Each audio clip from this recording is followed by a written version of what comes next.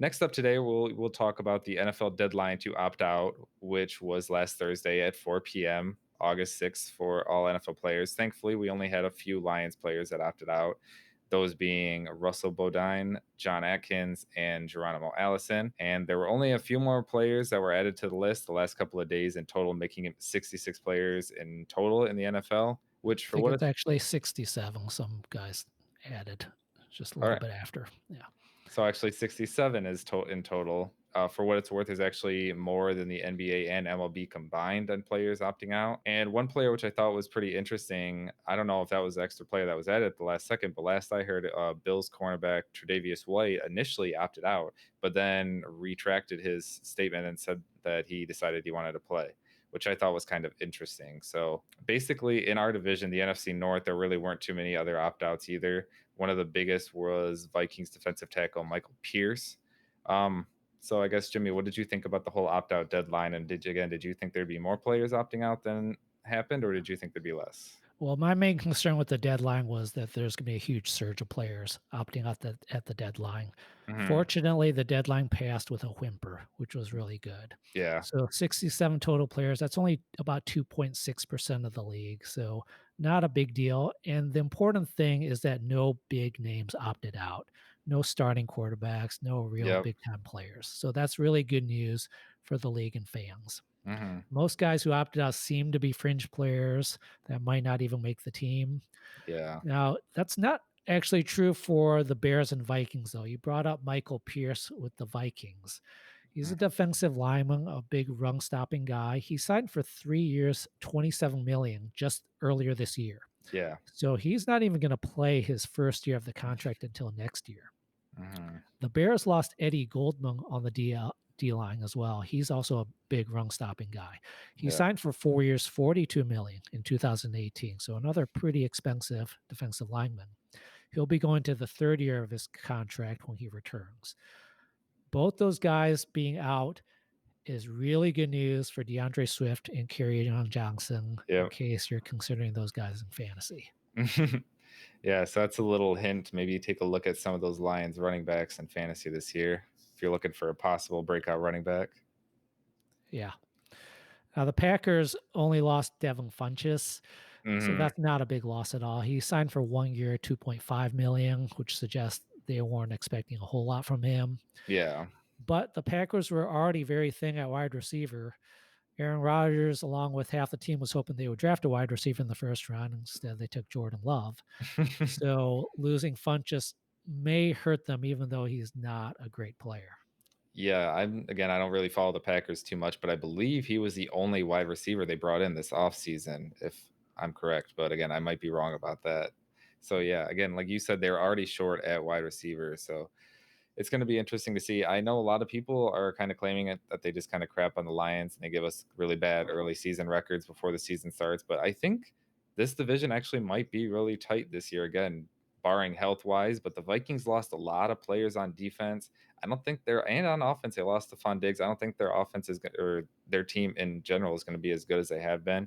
And same with the Packers. Aaron Rodgers just keeps getting older, even though he still is one of the best quarterbacks. But like we just mentioned, he doesn't have that much help. And the Bears, same with defense. It's there as long as we can score enough points on offense against their defense. I really don't think that we have to worry about either who's their starting quarterback, Nick Foles or Mitchell Trubisky. I don't think it's going to make much of a difference for them. Yeah, I agree with you. I think this division is up for grabs. The Vikings, as you said, lost a bunch of players on defense. Trey Waynes, Everson Griffin, Xavier Rhodes, and now Michael Pierce.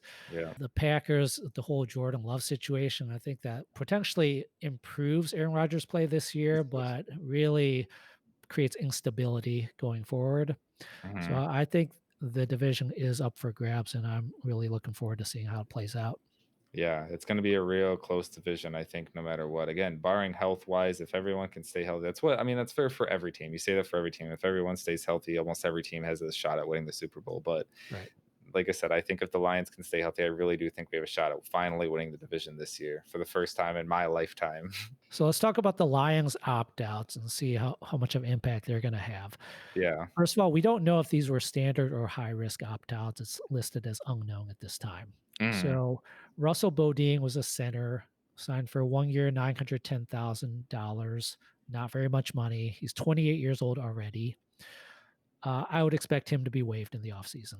He's too Yeah. old and probably wasn't even going to make the team this year. Hmm. Second guy, John Atkins.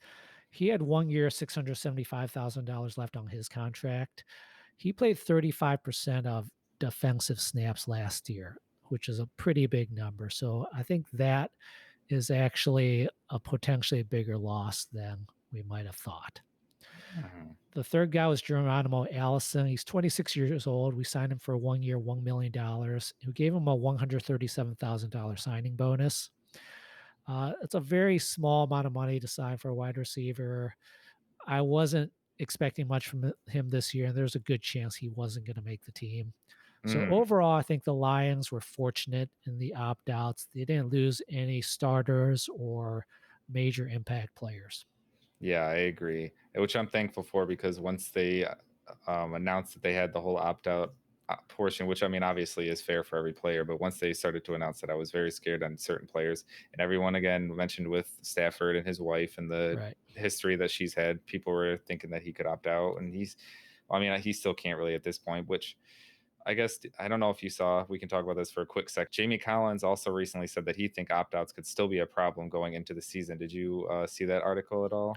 Yeah, the NFL is allowing some opt-outs during the season if circumstances change with either the player's health or the player's family's health.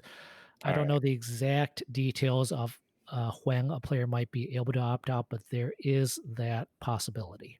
So again, I guess there is that possibility that Stafford could possibly opt out again, like you just said, depending on certain circumstances that happen.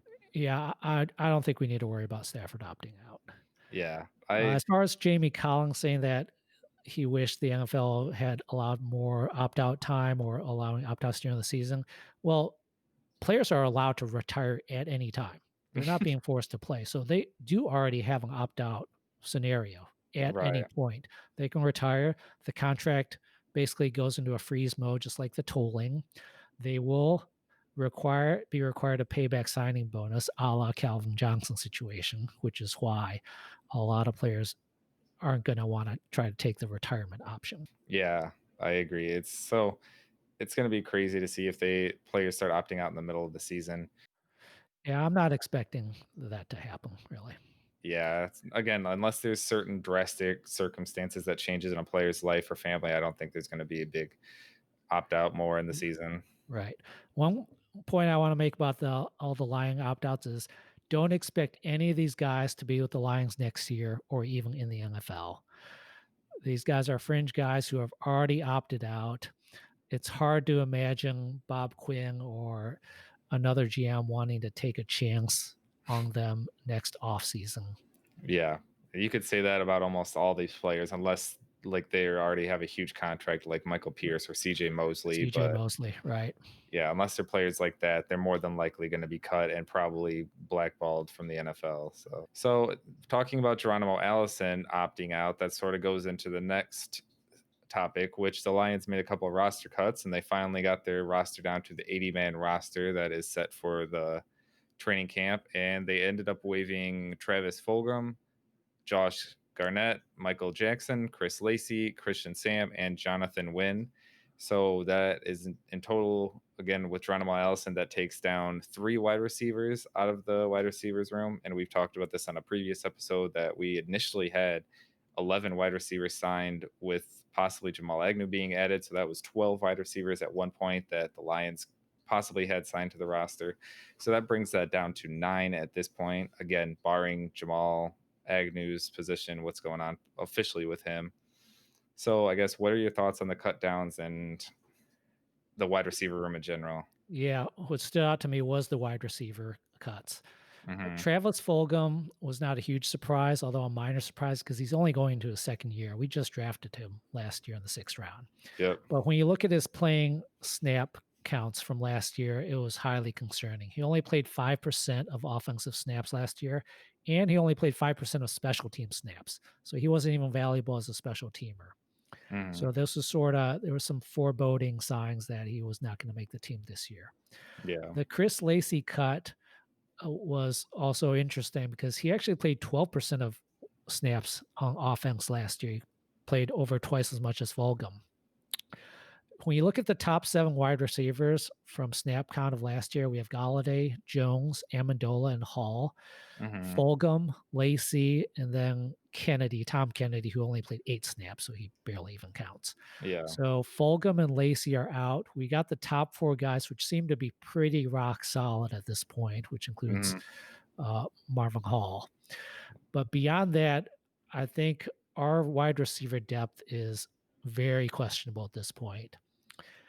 Quintez Cephas, our 5th rounder, stands a very good chance of making the roster at this point. Yeah. Uh, Agnew, as you mentioned, also was helped by this initial round of cuts. And Mhm. maybe even Jason Huntley, our 5th rounder this year, is helped by it. Because Yeah. Jason Huntley's not exactly a running back. He might be more of a gadget guy like a Jamal Agnew. Mhm. So we'll have to see how this all plays out. But I am concerned about our wide receiver group if any one of our starters, particularly Galladay or Jones, goes down with an injury.